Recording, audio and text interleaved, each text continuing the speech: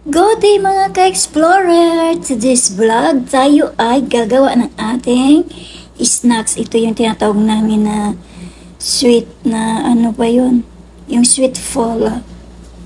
Mabilis lang to gawin at very easy pang gawin talaga. Kaya ayan na nga mga ka-explorer, nag-rolling-rolling na ako ng aking flour. So, para maging smooth ang ating flour. Kaya mabilis lang to siyang gawin. Ganito mo lang siya. Kailangan kasing smooth muna siya bago natin hiwa-hiwain at gawin nating bilog-bilog.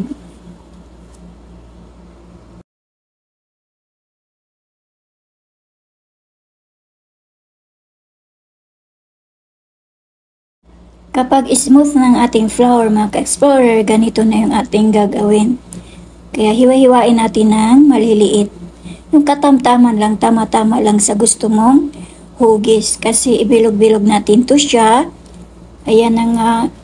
At syempre lagyan konti ng flour para hindi siya magdikit-dikit. Kaya i-shape muna natin ang lahat bago natin lutuin.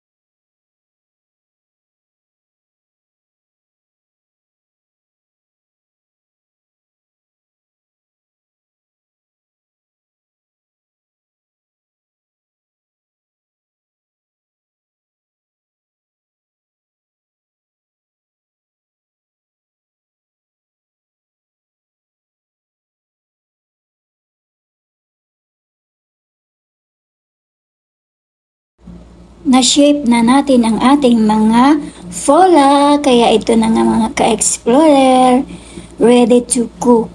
Kaya ayan, ihanda na natin yung ating kawali para malagyan natin ng mantika. Huwag masyadong maraming mantika kasi matakaw ito sa mantika, sinisip-sip niya. Kaya ayan na nga mga ka-explorer, i-fry lang natin siya. Fry and fry until siya ay mag-brown.